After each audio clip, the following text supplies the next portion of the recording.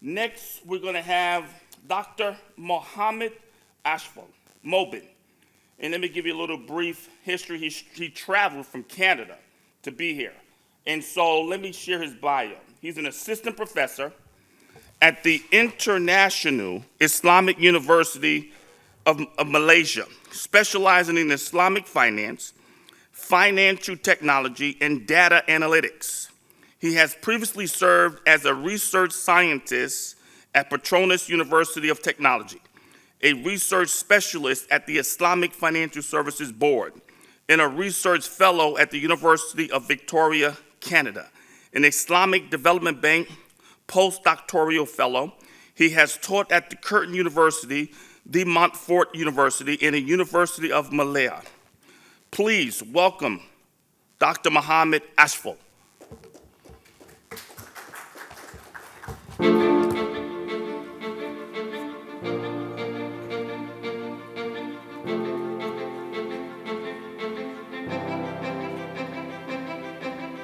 Assalamu alaikum wa rahmatullah.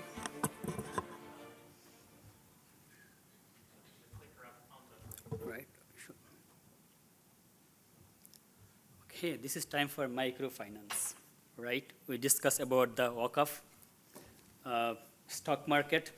Now let's talk about the microfinance. Right.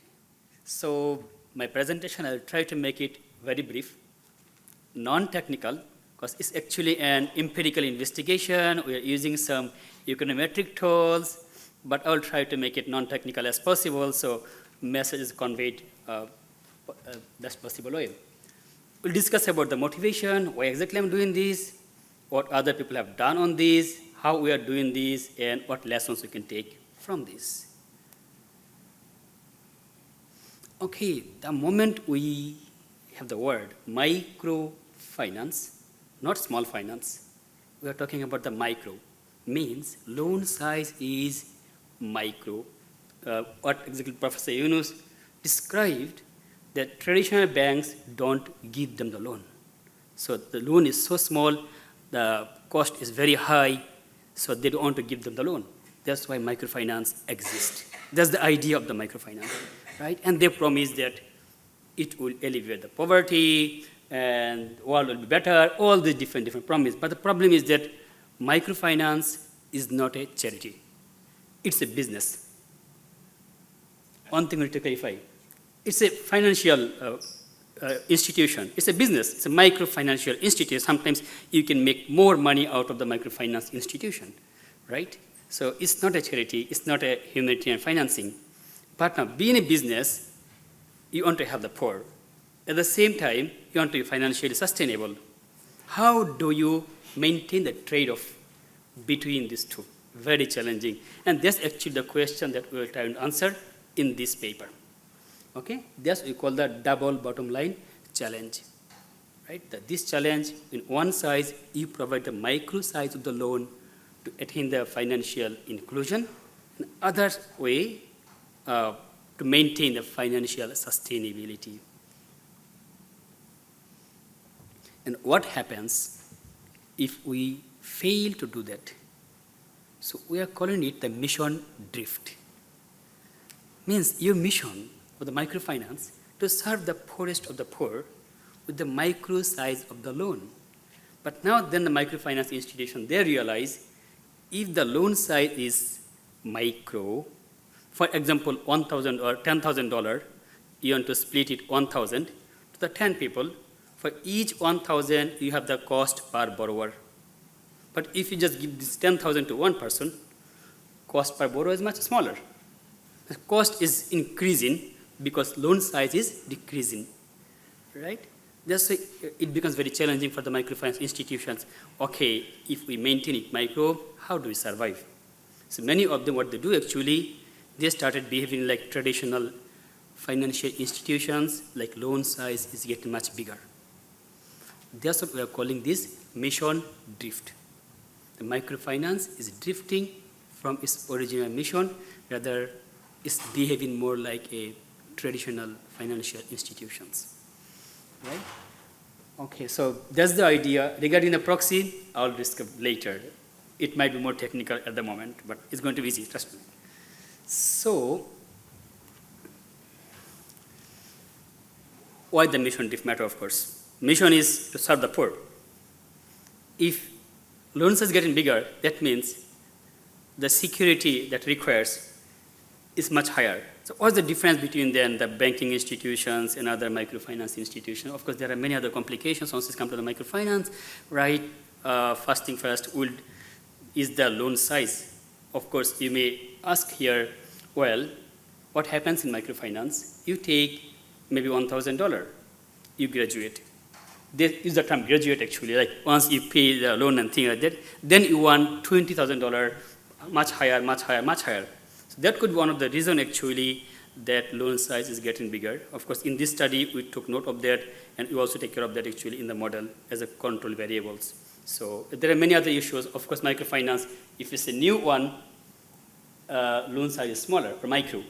But if it's a old one, well, the loan size can be much higher, right? So now the question is here, why exactly we are saying that Islamic microfinance could be different, right? One of the professors actually asked me, is not microfinance itself Islamic? Why exactly you are trying to use the word Islamic microfinance? How microfinance itself help in the poor and creating the financial inclusion, how it can be non-Islamic? Of course, we understand the moment it comes to talk about the finance, if the interest, right? As we said, microfinance is not a charity. It's a business. It's a financial business. That means they charge interest rate. So if the interest rate is there, that's haram. That's not Islamic, right? So just because we're helping the poor. I usually use an example, right? My feet is dirty. I want to wash my feet. But if I wash my feet with the dirty water, it will get more dirty, right? Sometimes even I say, like, even it's better that usual people are not financially inclusive. If they're included into the conventional market, they'll be trapped into the debt system. So maybe it's better they are not in the system. I mean, we can argue about that, right? What Islamic microfinance offer is that, of course, it's under Sharia compliance, and that actually is supposed to be aligned with the maqasid al-Sharia, that we say objectives of Sharia, the protection of iman, property, or all these different protection, right? Then the most interesting part here, the funding part, right? The conventional microfinance, at the beginning, it was subsidy dependent, right? But later they started to become independent, right? Islamic microfinance, that's very interesting part here. And to get confused again between charity and the business, right? So on the funding part, we have many other models that could work. For example, Waqaf model. Islamic Relief, they actually have this Islamic microfinance model. Muslim Aid, they are working on this. Right? For example, in Pakistan of the Akhwa, this Qard Hassan based. In Indonesia, you have the BMT, Baitul Mal Tamil. Professor Yunus, after Grameen Bank, he started Amanah Malaysia, in Malaysia with current Prime Minister Anwar Ibrahim. So we have different models. In Islamic microfinance, many of those models, funding is coming from Islamic sources. What I mean by that, sometimes it's Mudaraba model, sometimes it's Waqaf model, sometimes different other models.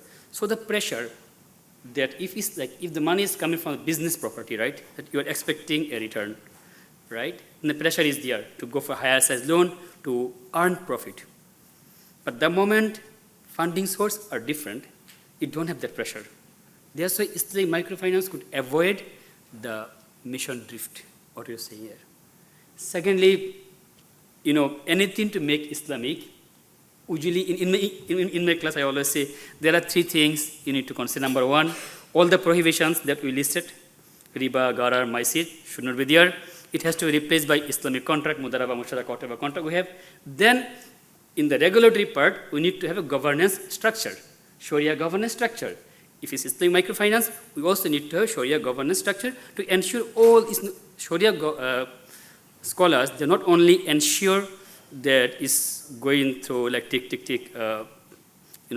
this contract prohibition, they also look into, especially in microfinance, the impact, right? That's how it's supposed to work in Islamic microfinance.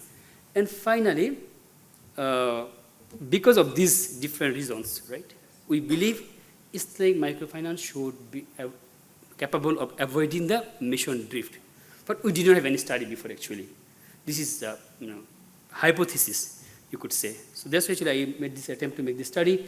So what I did actually at first look into the evidence from the conventional microfinance. There are many studies I've done in the conventional microfinance institutions, and almost all of them found the evidence of mission drift. What I did actually in my study, I took a sample of 2,231 microfinance institutions over 114 countries, right, and tried different ways. I ran over 114 models. And almost all these models, they said yes. In the conventional microfinance, there is mission drift, right? So OSS is a term actually is used by SIGAP, World Bank. For example, in corporate world of the ROA, return on asset, ROE, in microfinance we use the term OSS, operational self-sufficiency, to measure their financial performance. So this is the principles that we talk about here. Yep, the hypothesis why exactly is the microfinance. We believe that it would avoid the mission drift.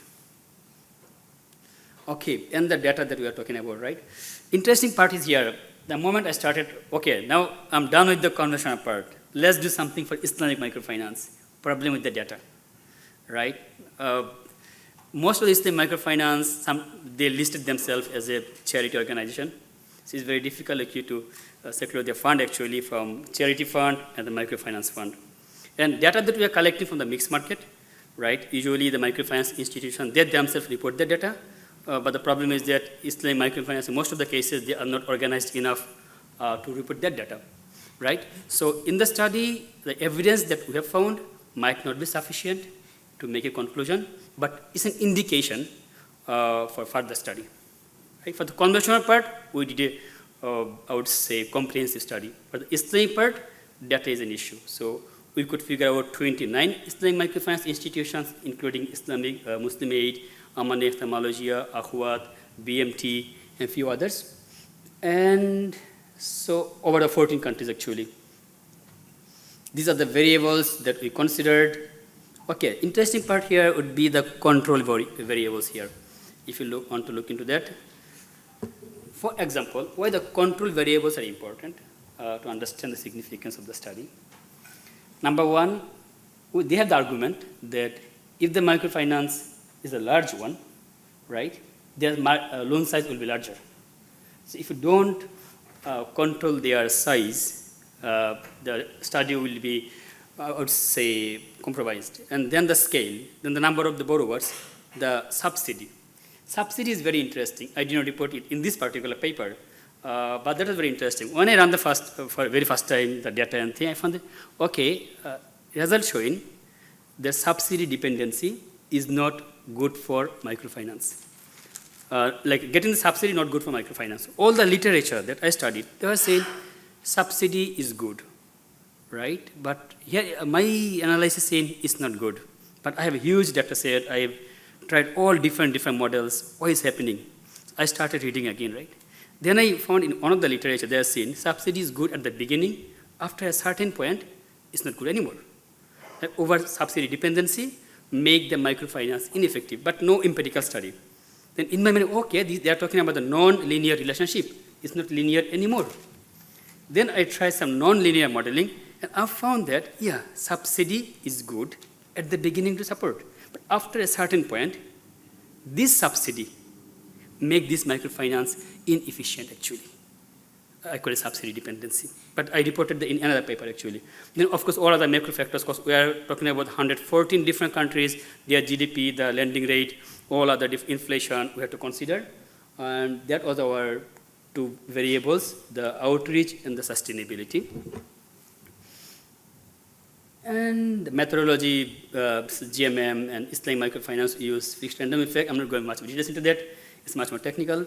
So you can see actually the loan size after the normalizations, let's look into our findings.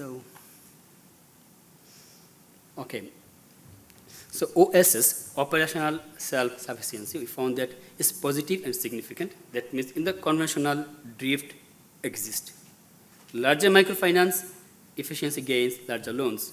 Depth of borrowers helps, but offset by the drift. What I'm trying to say here is that for the conventional microfinance, we have found the evidence that it's drifting from its original mission. Loan size is getting higher, even after controlling all those large-scale number of borrowers and different things.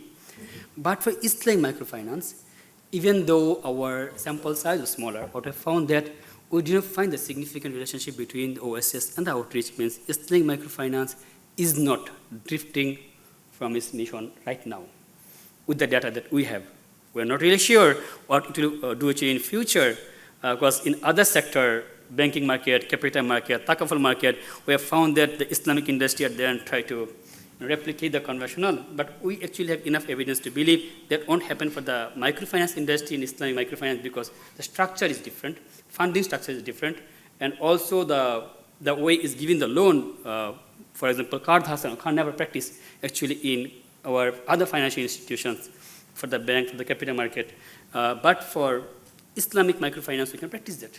Mudaraba model, we can't really think about practicing Mudaraba once it's come to giving the loan in the banking industry, but in Bangladesh, Islamic Bangladesh Limited, they have a wing, RDS. They are giving the loan also, a small segment of that, in different Mudaraba, Salam, and different models, right? So all these different Islamic contracts that we wanted to practice, we can actually do that for Islamic microfinance. So we can believe that Islamic microfinance won't away from its original mission. Okay. And so, comparative insight, commercial microfinance, trade-off, Islamic microfinance is much more sustainable. We did some robustness study, again double-check our results, and it reconfirmed, well, yeah, this is the result. Okay. And what is the policy implications here? I was trying to, running through all the slides here. Number one thing, we need to be careful. Right? What exactly we are claiming, what exactly we are announcing. If we say this is Islamic microfinance, our aim to provide microloan, this is a structure. To maintain that, we need to know actually what happened in the conventional. We should not do that here. What exactly happened that? We should not follow that here. Right? This study go on. We actually have a few other papers from a similar study for each and every indicators, interest rate, subsidy, cost efficiency. Microfinance can be different regulatory body. It can be bank. Some bank provide the microfinance. It can be NBFIs. It can be NGO. It can be cooperatives. Even it can be sometimes no proper structure, just few people together, they are providing the microloans. So their regulation and legal status, we also did study on that. So maybe in the next year we can present those ideas in the forum. That's all for now. Thank you, everyone.